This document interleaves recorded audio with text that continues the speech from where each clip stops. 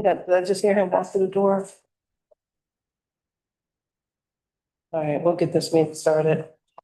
My apologies, we're 6:14, August 11th, 2026, Henry County Board of Ethics meeting. I will do a call to order.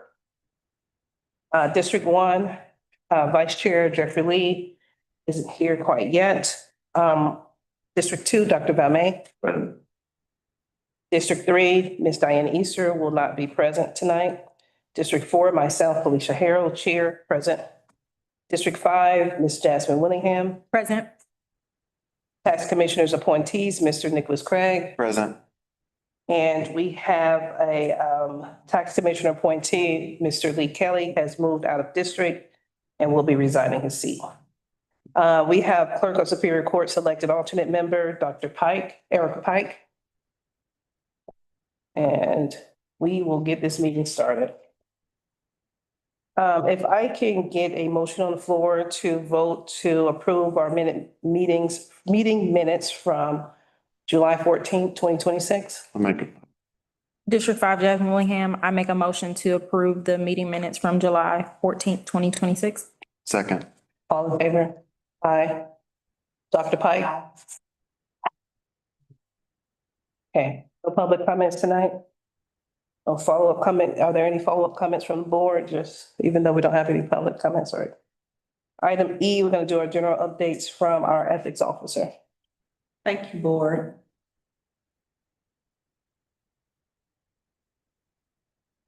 And as I prepare the presentation for you all, one moment, please.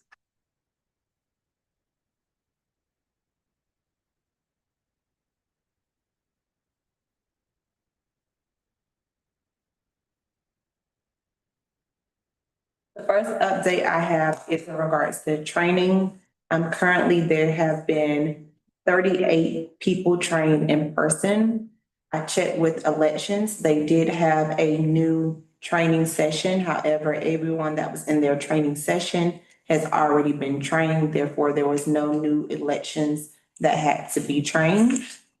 In addition to that, I had a meeting with the communications department. We have been working on ideas and strategizing how we can convert to the virtual training that we discussed with the county manager. That meeting went very, very well. I presented to them my idea of how I wanted to do that training. And what that encompasses is more mini skits instead of just a slideshow and PowerPoint with a voiceover where people don't pay attention and they get lost and they're just running through it for the purposes of saying that they did it.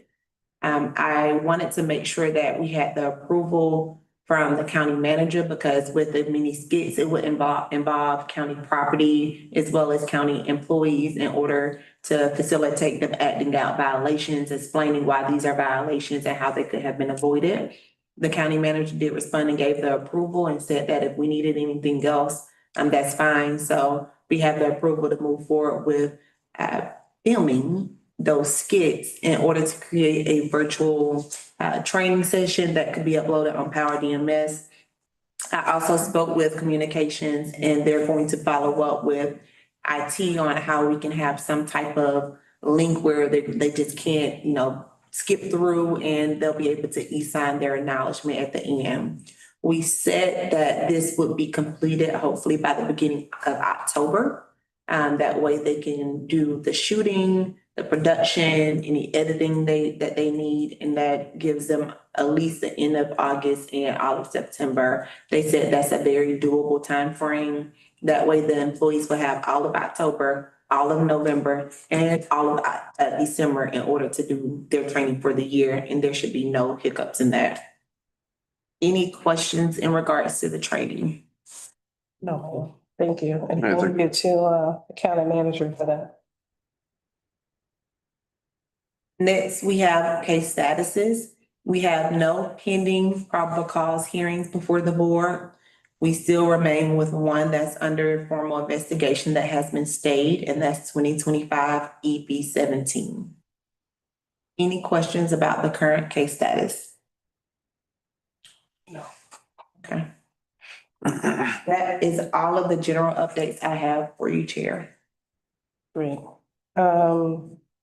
we'll move on to policy and procedures. Item F. If you don't mind, Attorney Bullard, we can go line by line. Sure. I do know the updated policy procedures, the cover page, obviously the date will change. So I'm looking from the July version. I did update that cover page already to say August, just Okay, perfect. wanted to vote. We can start with page 3. There was the update of removing the language from Senate Bill 22 to Senate Bill 359. Now that we have that and it's effective. On page 4, there was an update in regards to the jurisdiction of the board. Now that has been changed where the board cannot hear any complaints against county employees. The language of Senate Bill 359 was incorporated to make that explicit in the rules and the policies of this board. And just for public transparency, what is it? Who is it that, how was this language changed? Just for, because I know some folks still have questions. If you can just get into, or just read the updated language. Sure. Then we can move on. So the Senate Bill 359 indicates that the board shall not accept or hear complaints against county employees and complaints regarding human resources or internal departmental issues, behaviors, or relations. They are outside the board's jurisdiction and shall be submitted to the county's Department of Human Resources. This language is new. Previously, under Senate Bill 22, the board had the authority to hear any complaints over any employees that was considered an ethical violation of the code. Now, no complaints can be heard whether it's considered an ethical violation or not. And that's for county employees, but they still can be heard for elected and appointed officials. Correct. Elected and appointed officials are still subject to the code of ethics. Okay. And when we say appointed officials, that includes the various boards of this county, such as the elections board, the library board, all those various things that we have. 3.2 changes the composition and the makeup of this board. Right now, this board has 7 members. 5 are appointed by the grand jury. 2 are appointed by the tax commissioner. And then we have 2 members that are appointed by alternates, the clerk of superior court. The makeup of the board going forward after the changes of Senate Bill 359 says that there will be 5 members. Now, all 5 members would be, 5 members and 5 alternates. That is a very big change compared to Senate Bill 22. Also, the way in which those people are appointed change as well. Now we would have the clerk of superior court, the judge of the probate court, the sheriff, the tax commissioner, and the solicitor general. All 5 of those entities or designated individuals will appoint 1 member, but they also will appoint 1 alternate member. So we will now go from a 7-member board to a 10-member board. 5 members and 5 alternates. And just to, for confirmation, item 3.2 is copied and pasted directly from the bill? Yes, ma'am. Perfect. Then we go into the terms of office because the new individuals will take their new role beginning January 1st, 2027. The term of offices have also been updated so that those individuals will know when they roll off as initial members. And then whether or not they will be appointed will be up to the entity that actually appointed them. Any questions about those thus far? No. As we move to page 6, 3.8, 3.9, and 3.10 those are changes that this board requested when we were going over our general changes to the updated policies and procedures. Those are now incorporated. We talked about the removal being for justifiable cause, the number of meetings that an individual can miss in a 1 year period. And the board actually added, if a board member failed to follow their own rules and procedures, then that will be grounds for removal. The board also clarified the number of days that is required when it comes to vacancies and the successors, so that it could be consistent throughout the whole document, not just 90 days, it will be 90 business days. Question for you. As it relates to the failure to adhere to the rules, a board member can be removed. This language now conflicts with the new bill, if I'm not mistaken, because there's a new procedure for a board member to be removed. If I recall correctly, let me look at the bill. And then on the date, the business days, is the board okay with sticking with business days instead of just straight 90 days and straight 30 days? Prefer business days? Has business days been defined in the language at all? If you look under the general definition, Perfect. That's all. it is under 2.3. Okay. And I want to check for you, Chair, in regards to, The language for removal? yes, ma'am. Change, please. I have a question as well.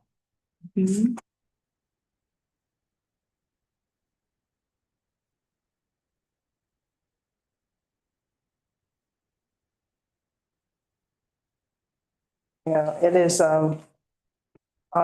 page 12, Senate Bill 359, item line, 293.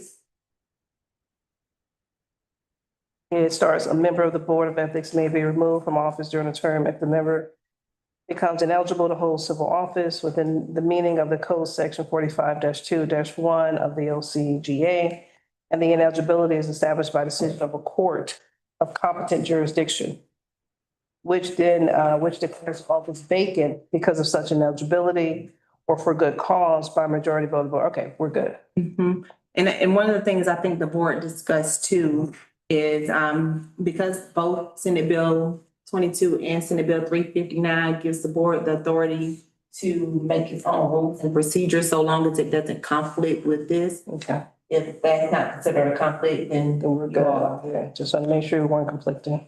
Question in regards to 3.2. If the public wanted to serve on the board, what would it be for them? you said if the public wanted to sit on the board. Yes, they wanted to serve on the board, but based on this new procedure. Now, the appointee individual would have to be contacted, and the public could express to them, I'm interested in sitting as a board member, because they are the individuals that appoint all of the sitting members. Now, if that person that is appointing have a certain process that, an email or something they set up, that would be according to the appointing individual. So those processes will not be put out on the ethics board. It will just go to those appointing individuals? Correct. Okay. Thank you. On 310, is there a reason we removed days, 30 business? No, I haven't actually notated that the word days need to be added. It just says business. Perfect. As we go to 313, that clarifies Senate Bill 359 instead of Senate Bill 322. And it also puts back in the language about excluding human resources and internal department issues and grievances. 315 includes the language in regards to the funding that the Senate bill specifically states. These are coming directly out of the Senate bill, and as well as the staffing.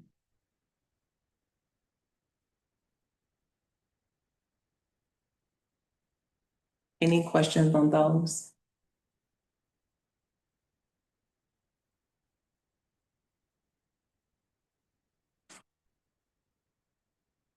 Answer your question. I'm sorry about this, but in the recusal board,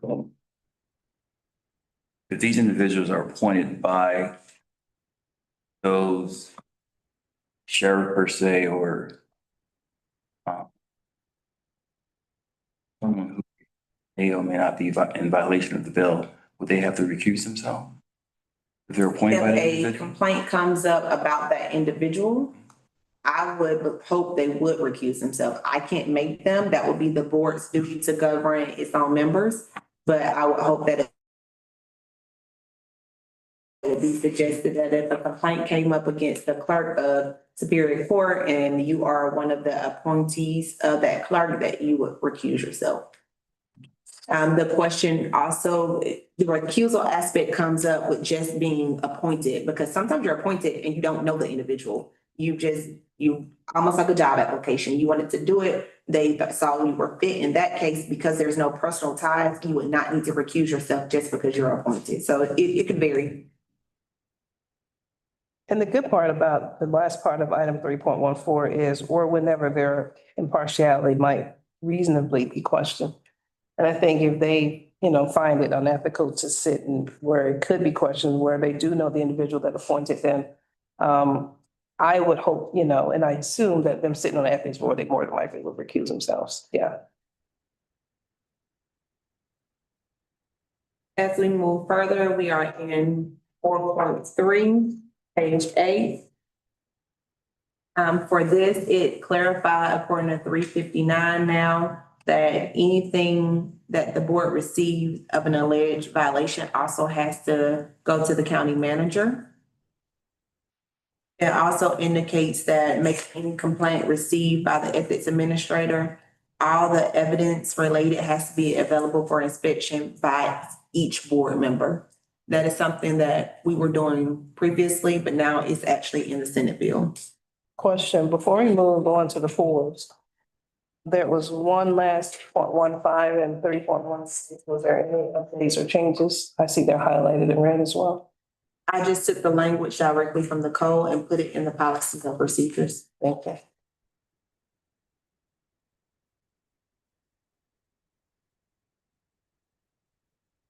Are there any questions about 4.3 or any of its subsections? Well, 4.32, so why would you, it doesn't seem quite as important by the county manager if it's not gonna be related to human resources issues. I agree, but that's what the new code says.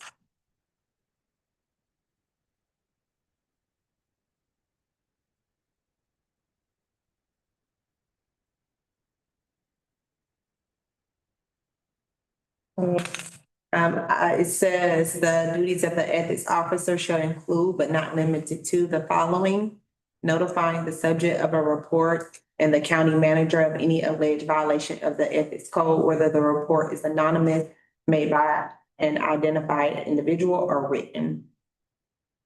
So it doesn't parlay out whether or not it's an employee or not. It says in general.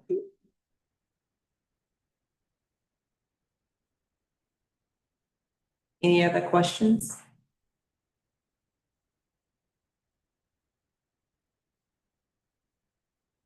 As we go down to 5.1, that was a major change. Prior to, the ethics officer was appointed by a majority of the members of the Board of Ethics. Now the ethics officer is appointed by the Chief Judge of the Superior Court of Henry County. So the policies were updated to reflect that.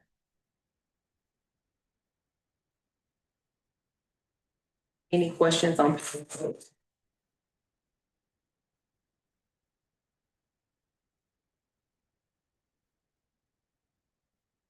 On page 9, there's a new requirement that the ethics officer file a report with every member of the General Assembly who represents either all or portion of Henry County.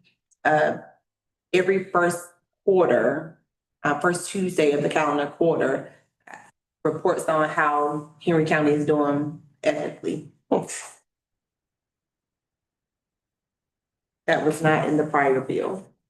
Into county, what's the definition of county? And what's the report and stuff? So it specifically said, let me tell you.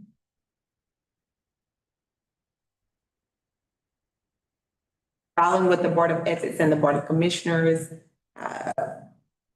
the first Tuesday of each calendar a written report describing the activities of the ethics officer and carrying out the duties and the code of ethics and the reporting on the ethical health of Henry County.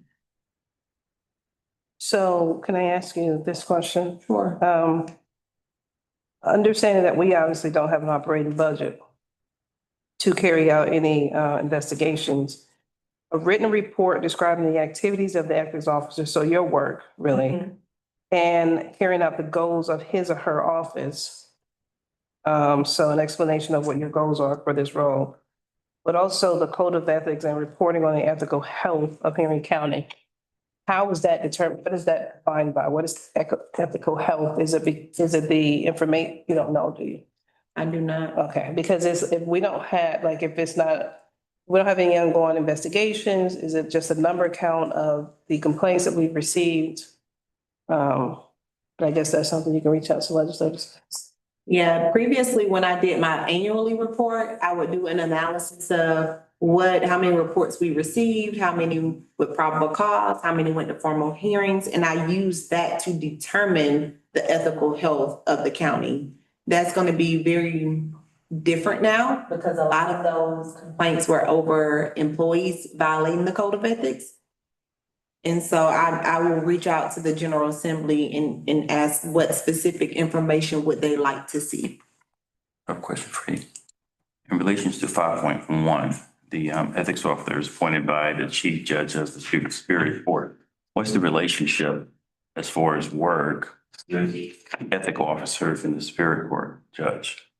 What do you mean the relationship? Okay, my point is that if you're reporting, is there any oversight? That's my question. So let's back it up. So the language says appointed by and can be released by, but at no point in the bill does it says the ethics officer report to the Superior Court judge. That's why I'm asking the question. No, that's what I'm answering. Okay. At no point does it say the ethics officer reports to the Superior Court judge. What it does say is the ethics officer reports to some aspects of information to the commissioners and of course to the Board of Ethics. But even though they're appointed by that party, just like the other appointing parties, it doesn't at any point, like the Board of Ethics members, even though they're appointed by various parties, they're not reporting to those parties that appointed them. And it seems the way the language is written in the bill, at no point is that language saying that the ethics officer reports to the Superior Court judge. Okay. So then I guess my other question would be, how can the Superior Court judge relieve or cause the ethics officer? We don't know. And that's the conflicting language in the bill that so many people have concerns about. And so many attorneys kind of scratch their heads about. And so we don't know. That's just one of those things in the bill that we can't explain. Any other questions before we move to the next page? But before you move over, do you have an opinion about Dr. Valmey's question? In practice, I would assume that things for cause would be, one of the requirements of the ethics officer is to be a licensed attorney in good standing. So if there was some type of reprimand from the Georgia Bar, if there was something where there was a criminal or some type of action brought against the ethics officer, the Superior Court chief judge has the authority to deem that to be good cause. It's a very broad authority, but those are the examples I could think one may be considered good cause. Yeah, it just doesn't seem like there's a relationship between you and the Superior Court judge to even warrant. I mean, it just seems far and in between. Anything else? We will move to page 9. I'm sorry, page 10. 6.7 includes the business days, and 6.10 references Senate Bill 359. Page 11, there were no changes. Page 12 the board spent a significant of time of trying to figure out at a prior meeting, the number of regular scheduled meetings. So this was the board, what the board landed on within your own internal policies, that each member shall be required to attend not less than 30% of the regular meetings during any one term. And if a board member continues to be absent and miss more than 70% without good and justifiable cause, they will be subject to removal. I think the numbers are reversed. Am I wrong? Not less than 30%. Yes, no, Not less. that's right, not less than 30%. Yeah. Absent and has missed more than 70%.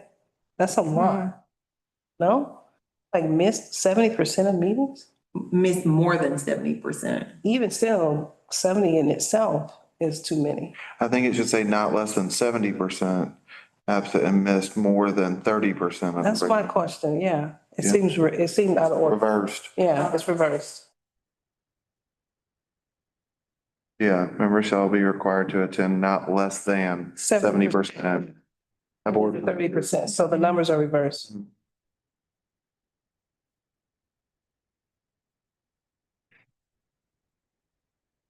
Any other changes on that?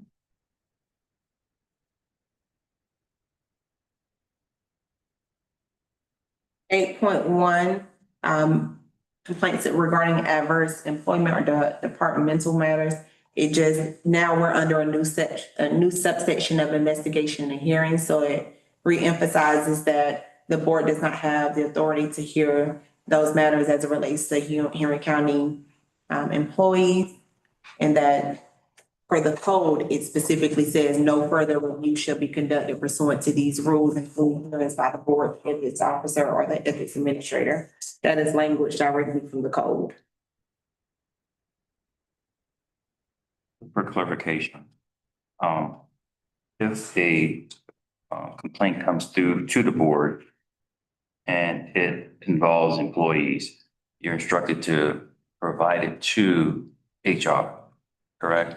Correct. But at the same time, it did come to the board. Would it have to go to the county manager as well? Correct. Okay.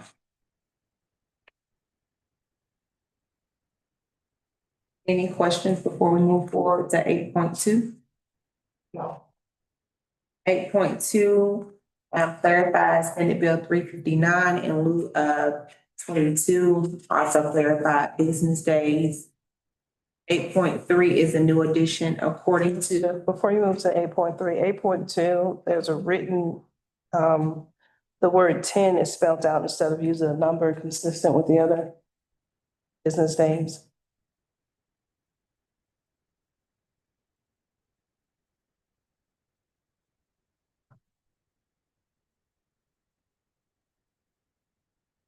anything further? No, ma'am. 8.3 now makes all complaints confidential until it reaches the probable cause phase. That's new. This is the language from Senate Bill 359. So how is, What's considered? how would, confidential? It's not confidential if we're sending it to everybody. Yeah, exactly. That's considered confidential. That's one of those conflicts. Yeah, and many questions that you all are asking when it comes to some of these things that are conflicting, I have the same questions. It's just how the code is written. It's contradictory right there. Certainly contradicts itself, because at no point is it, because if we're bound by Senate Bill 359, and we're bound by that bill to send those complaints to the county manager and human resources, now we're overstepping the aspect of confidentiality. But also, the Human Resources Department Director and the county manager are not held to Senate Bill 359. So then what confidentiality steps are they mandated to take once they receive these complaints? I'm also interested because this board is subject to Open Records Act, and our ethics administrator must respond to them. And this seems to me to be in direct conflict with that statute. How so? Because according to the Open Records Act, everything is considered available for the public. So if they request open records and they want a copy of the complaint, I don't see how we could not give it to them pursuant to the Open Records Act. That's a fact.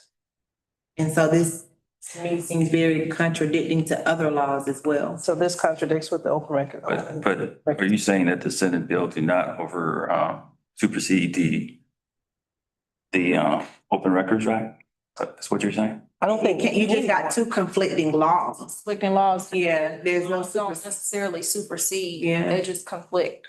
Okay, I think if it were to go to court, I don't think you can strip, because we're still a public entity. I don't think you can strip the right from the public of having an open records request. is that a state? We can always redact certain information and contact information. Is it a state or? It may be federal, and if it's federal, I believe it's. really, I think it is too. So there's no sidestep in the Open Exactly. Records Act. That answers the question. If it's a federal, it's a state, yeah. the Senate bill does help. Yeah, we're not sidestepping the Open Records Act. We're certainly not gonna do that. We can redact certain information that we still think is important to keep confidential to some respect, like contact information, names. Sometimes you have certain numbers or addresses, yeah, identifiers. Let me ask you a question about that then. What governs redaction? Code itself. So if you look at the Open Records Act, there may be a federal law that accompanies it, but I know for a fact there is a state law that applies. It gives you exceptions to what things can be redacted. Correct. So whatever the law stipulates, we'd adhere to. And so here. So then the question, item A3, should there be additional language relating to the Open Records Act? I mean, because it's still our policies and procedures. And I understand the Senate bill, but not all of our language of policies and procedures is directly from the bill itself. Should we add language to 8.3 reminding this board or any board moving forward of adhering to the Open Records Act? Dr. Valme? I don't think we can because Senate Bill 359 stands on its own and I add to it. Okay, so they will be violating federal law if they don't. Well, the open record is not necessarily an ethics issue per se. It's just an act that. I get what you're saying. So in other words, it doesn't have to be a policy or procedures law. Because that would come through the county, correct? Another thing that's correct, is confusing is it says that it shall be treated as confidential, but confidential from whom? Is it confidential if someone was to just ask in general, which is an exception to if we got a formal open records? Technically, it actually includes all complaints received by the ethics administrator and all evidence related to such complaints shall be treated as confidential information by members of the board, ethics officer, the ethics administrator, the county manager, the human resources director, the person filing the complaint, the subject of the complaint, and any other employee of Henry County until such time as the board has determined a probable cause exists to proceed to a formal hearing on the complaint. I don't think that you can compel a person filing a complaint to keep it confidential. I don't think they have the authority to do that. I think that part of it would be part of the redaction. To try as best as possible to keep it confidential and provide them the information as far as the Open Records Act, if it's at that point. I think What you're saying, the person filing the complaint, you can't, that's a trampling on their constitutional right. We can't tell them what they can and can't say. No, I'm not saying what they can say. I'm just saying as far as the information we're providing based off of the Open Records Act, you can redact as much as possible to keep it confidential without. It's their document though. I understand that, but technically, if I were to file a complaint because the only people that can file complaints against are appointed members and elected officials of Henry County.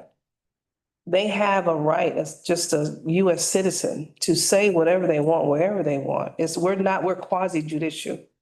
we don't have the authority to tell them what they can't say and what they can't speak I'm about. saying that. I'm saying if there's a request, Y'all talking about two different things. Yeah, you all are talking about two. You're talking about basically open records. You're talking about bylaw that says, Right, I think that that's the open records. I'm supersedes us. We can't go tell somebody. Correct. We can't, like, it holds, like, everyone that's a part of Henry County employed or on some sort of board in relation to, you know, the filing or working and investigating and hearing a complaint. But it says when it gets to the person filing the complaint is what I'm talking about. We can't restrict them. We don't have that. We don't have that we don't have the authority to do that. And this doesn't give us the authority, even though I know it's written in Senate Bill 359, it violates their constitutional right to, they don't have to keep it secret that they filed a complaint. no, And they don't have to keep secret the information, they're not bound by this. We are. but they're listed as being bound by it. Oh, well, that's conflict. That was the whole point. Yeah, Okay. we're talking about two different things. Gotcha. So we can't compel them to do that. We don't have the authority to do that, even the Senate Bills 35, and that's the different, and that's when attorneys come into play. On the bill. Unless we have them sign confidentiality when they submit the complaint. It's not in Senate Bill 359. We wouldn't implement that procedure because the bill doesn't stipulate some sort of confidentiality agreement has to be signed for them to file a complaint. I agree. You couldn't have them sign it because they have the right to file anonymous. Yeah, Then you wouldn't know who would have to sign anything. no. And if I were filing a complaint, I wouldn't sign it. I mean, what are you gonna do about it? Because Senate Bill 359 says you still hear my complaint. Well, let me just say this. Not say, I was gonna say the import. This seems like we can't enforce this particular Mhm. line right here. We can't. If we can't enforce it, then that creates a problem. We know that. We were more than welcome to have that conversation with legislators, but it's still there. It's written, but in reality, it's enforceable. It's Exactly. Any other questions? As we go to 8.6 on page 12, you can page 13. This gives a time frame pursuant to Senate Bill 359 that the county manager and the human resource director has to be notified. Initially, it was within 3 business days, but now pursuant to the code, it's by the next business day. 8.8 and 8.11 also just clarify business days as we previously discussed. Any questions about anything on that page?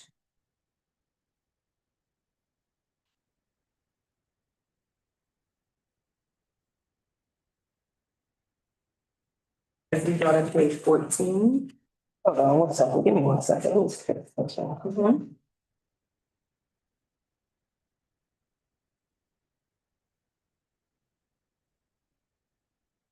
While you look for that, I have a question. Are we instructing individuals to file any complaints that we do not have jurisdiction over to the HR?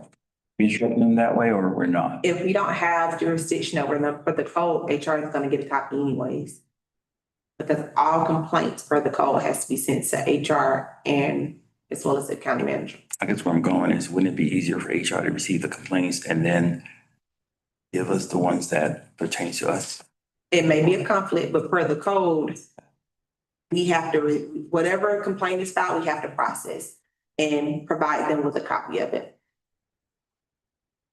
Question, Article 4, Chapter 18 of Title 50 of the OCGA, what does that pertain to? It says both this notice and any subsequent document shall be subject to Article 4 of Chapter 18 of Title 50 of the OCGA. I don't recall off the top of my head. I would need to look up that code section to determine it specifically. Open records. Open record. It's open records.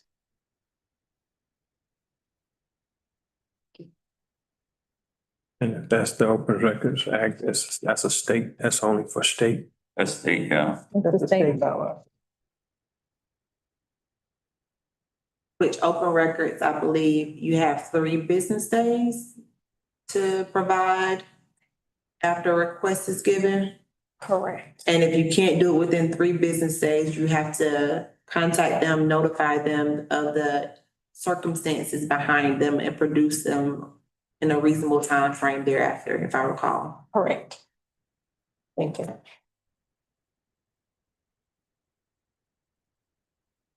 Any other questions on page 13? yeah, I do have a question. So the open, records inquiries are handled within, internally or external? Internally. Our ethics administrator process them.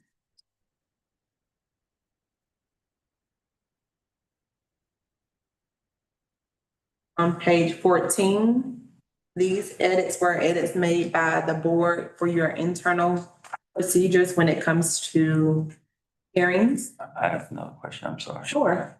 So if we're providing the information to the county manager in HR, is that part of the open records as well? The fact that we did provide the The information, fact that the information went there?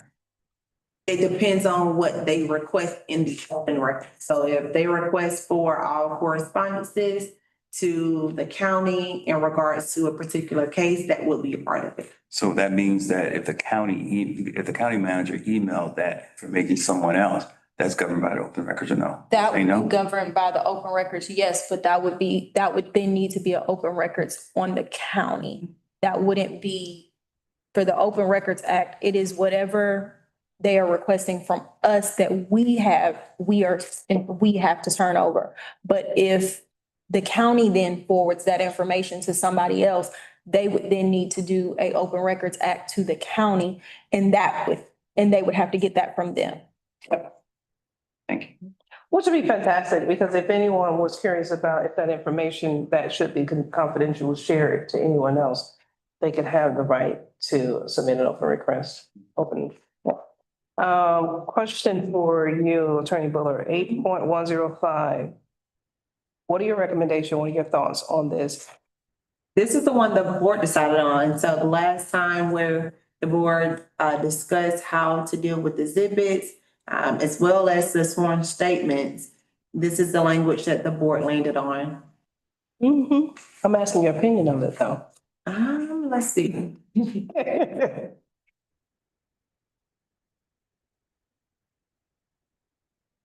I think if I recall correctly, when we were talking it through, initially I did not like it because we talked about how sometimes you get information from witnesses last minute and sometimes like the hearings we had previously, they had an email in that moment that they wanted to show. I was not a fan of it because I'm not a fan of surprise. And the board decided that it's better to handle those on a case-by-case basis because sometimes things happen and I understood the rationale, although as an attorney, I still don't like it. Okay, and so it says exhibits not submitted prior to a hearing shall be considered only upon a showing of good cause as determined by the board. And I think the reason why in one of our cases, recent cases, there was information in the email correspondence that proved to be consistent with the statements that they were making. And so that proof was necessary because we were on the impression as a board that interaction had never happened. And I think it provided more evidence and clarity in that situation. Correct. So, and I think that's kind of what this grew out of. So, yeah, sometimes some things existed. We didn't ask the question up front that was asked by the board. And then it gives the board an opportunity to see that follow up. And as an attorney, I still probably don't like it, but I understand. Behind it. All right, so is the board okay with keeping that language? I like it still. Okay. Well, I think it works because you have the right of denial too. I mean, it's not open and shut. Yeah. I This one agree. here? Yeah, you agree? Okay. Thank you all. 8.108, The board decided on the sworn statement to be submitted 14 days before a hearing. This is one I actually like that the board suggested because it puts a firm timeline on if you're gonna submit a firm statement or a sworn statement, it gives the ethics officer as well as the opposing party the right of due process to look at it, read it, interview someone that submitted it. I agree. Any other questions on page 14? I'm sorry, I got one, and we may have talked about this when we initially worked on this, but with that sworn statement, considering the rules of evidence still apply, how does that sworn statement fit in? Are we saying because it was submitted 14 days prior and you have an opportunity to subpoena that person, that we're gonna kind of Allow it. allow that? I think that's the only way, because when we were talking this through with hearsay statements and allowing it, the code specifically says that if you are adversely affected by any of this proceeding, you don't even have to be a witness. You can just be a general person affected. You can write a statement for the board to consider. And so in our discussion of choosing the 14 days, I believe that's how we got around it, even though the hearsay technically can come in. If it's germane to one person, they have time to subpoena them. Okay.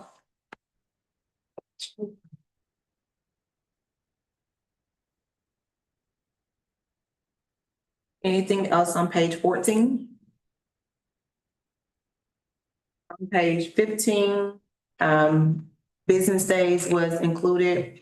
And Mr. Craig, I noticed just going through these, some of these have the word and the number. I think you and Chair pointed out. I'm going to keep it the word and number consistently throughout the document so that that will be the same. Okay, thank you. 8.1015, the failure to disclose. This is something that the board added for your internal policies that absent a good cause as determined by the board. The board may preclude either party from calling a witness at the hearing if the party was not provided the opposing party with the witness name and address. And that just goes back to what we were saying before, taking it as a case by case situation. Sometimes things happen and it gives the board that discretion. 8.13 clarifies the business day. 8.15. This is language that is the same language as the old bill, but just renaming the title. And this essentially indicates that if the board has any questions about hearings or investigation, they can seek the advice of the Solicitor General of Henry County or an attorney from their office if there's any type of conflict between what they need to inquire about in the Solicitor General, then they could find another attorney that could advise them accordingly. So this just is where we are when it comes to what the Solicitor General can and cannot do. So the board does have the advice, and this was in the old bill too. They just renamed how they titled this. But the board does have the advice to seek the ability to seek the advice of the Solicitor General about hearings and investigations.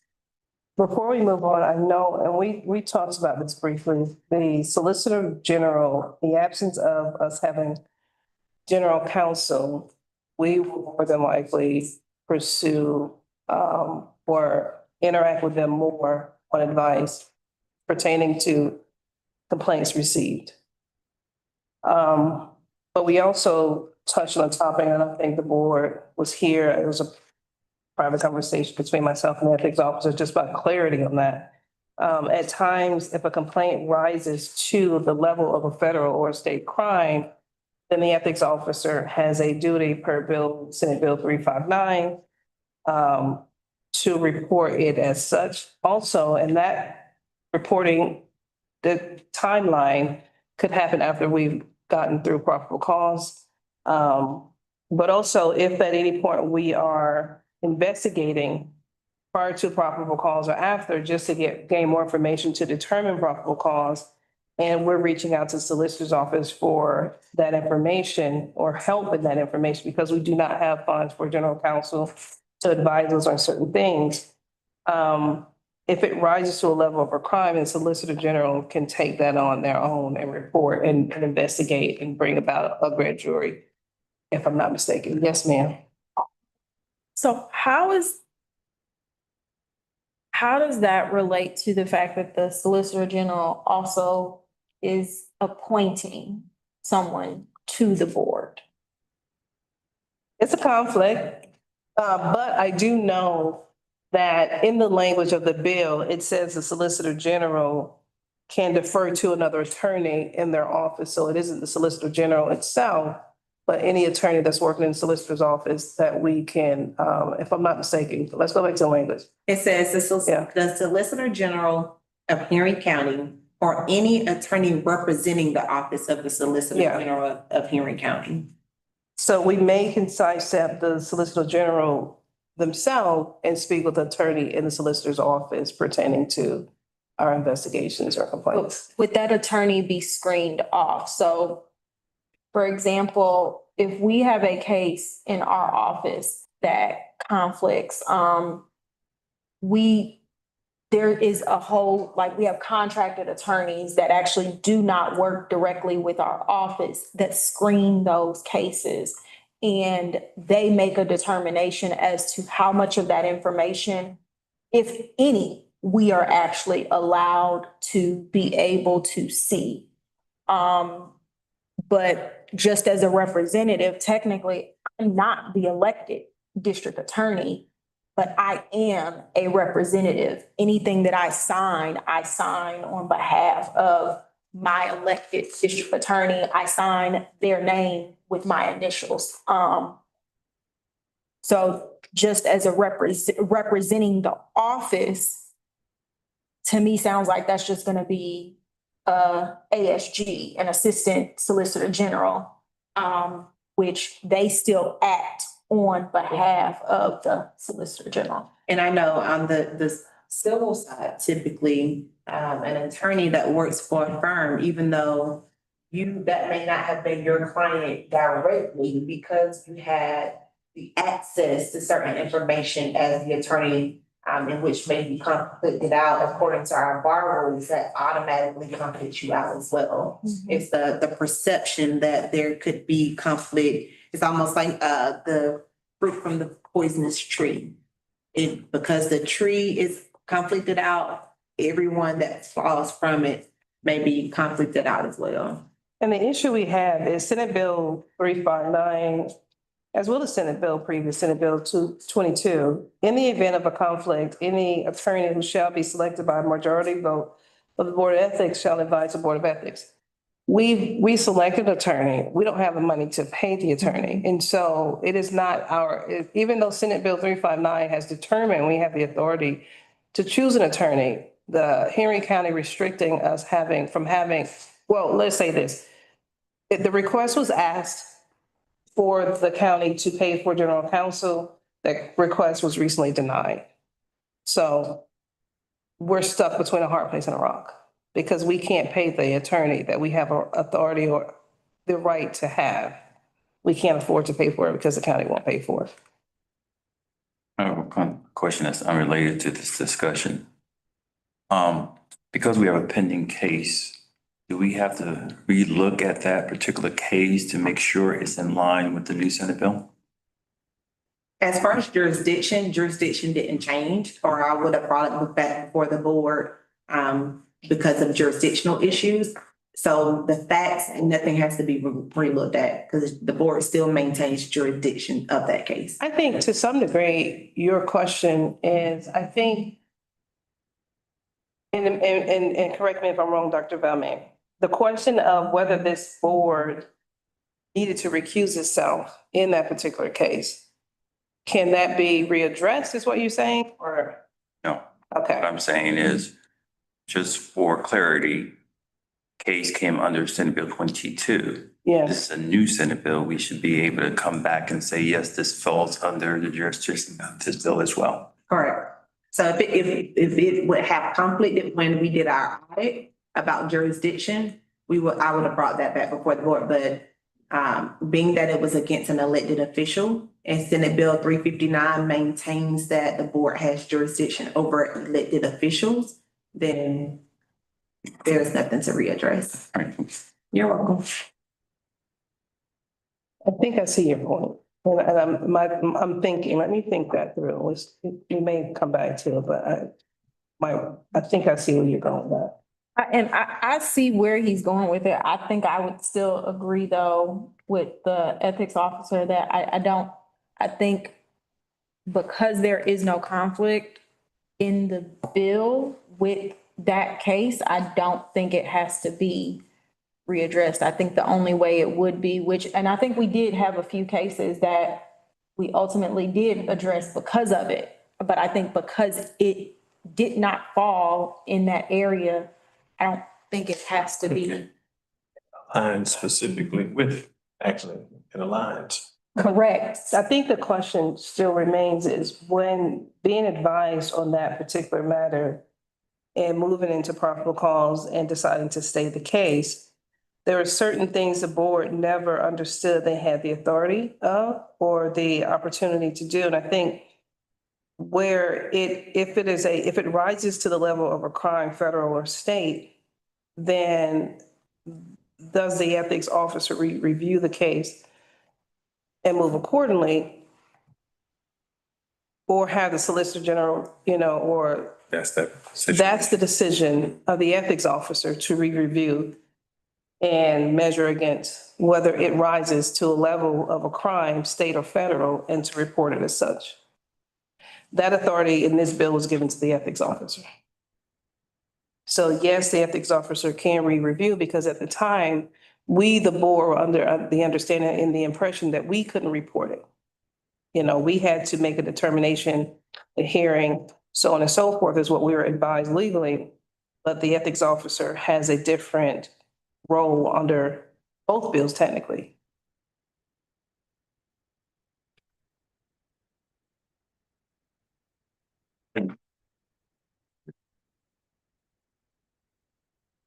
Anything else on that particular item?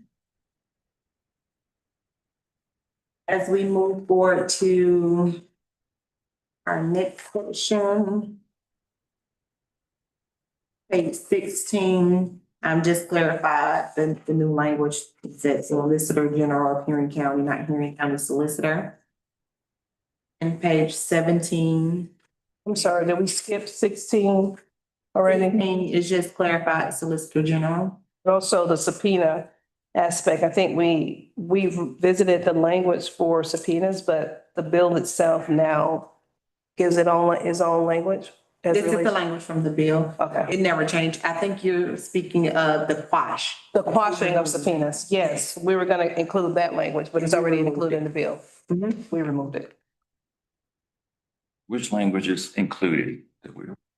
No, we removed, so we had gone as a board and reviewed the language for quashing subpoenas so that we can include in our policies and procedures. However, Senate Bill 359 did that for us and explained it in the bill itself. No, I guess my question is, are you saying that subpoena, that 8.17 is the Senate Bill 359? It's not in red, that's why I'm asking. 8.17 is a part of, that also was Senate Bill 22 that didn't change. Didn't change. We didn't change that at all. Okay, that's The all. only change to subpoena language was gonna be a point something number that included quashing language. And it also stated saying that a person can face penalties for not abiding by a subpoena. That was always the case. Yeah, it stayed the same. 10.3 is the last proposed change. That included business days as we previously discussed. Are there any other concerns or questions about the proposed changes? I will take what the board advised, make the changes, come up with a clean copy to provide for the board if you all want to get that before voting on it at the next meeting. Anything further in regards to the policy procedures? No. If there's nothing further, Chair, that concludes item F on the agenda tonight. Any questions? We're all good? Okay. So if we are done, if there's nothing else to address and add to the agenda, I will entertain, oh, no. Our next meeting, September 8th, 2026. Did we? Give me 1 second. I'm sorry, go ahead.